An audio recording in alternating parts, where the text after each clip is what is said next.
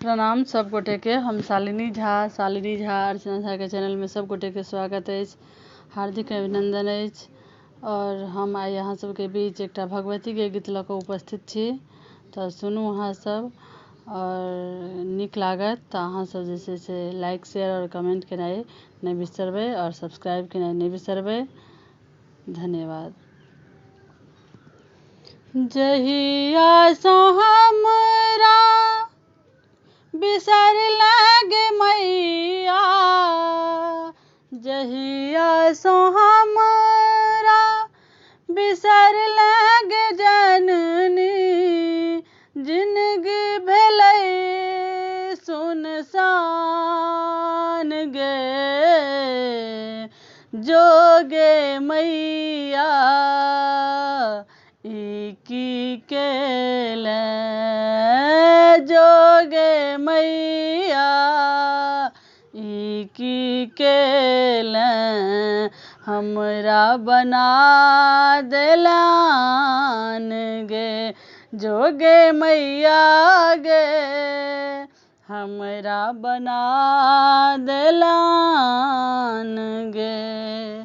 जहिया सँ हमरा बिसर लागे मैया, जहिया सँ हमरा बिसर लागे मैया, जिंदगी भेलै सुनसान गे, जोगे मैया ई की केले, हमरा बना देलान गे।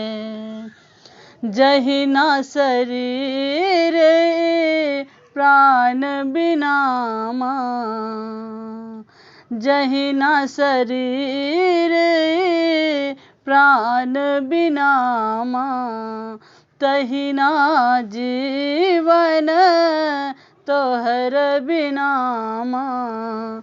जहिया सँ हमरा बिसर लागे मैया, जहिया सँ हमरा बिसर लागे मैया, भेलौं झूर जमान गे, जोगे मैया ई की केले, हमरा बना देलान गे।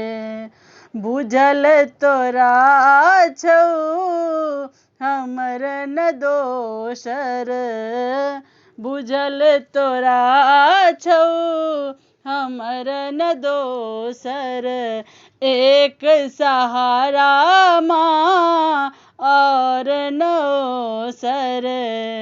जहिया सँ तू अनठे लागे मैया, जहिया सँ तू अनठे लागे मैया, जिंदगी बनल बेईमान गे, जोगे मैया ई की केले, जोगे मैया ई की केले, हमरा बना देलान गे।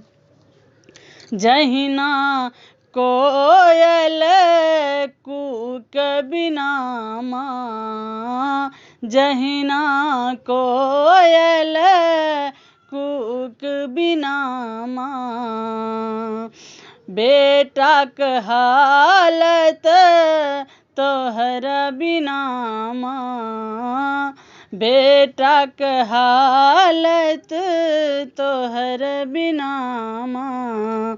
जहिया सँ तू छोड़ लागे मैया, जहिया सँ छोड़ला तू हमरा गे मैया, बौक भेलौ संतान गे,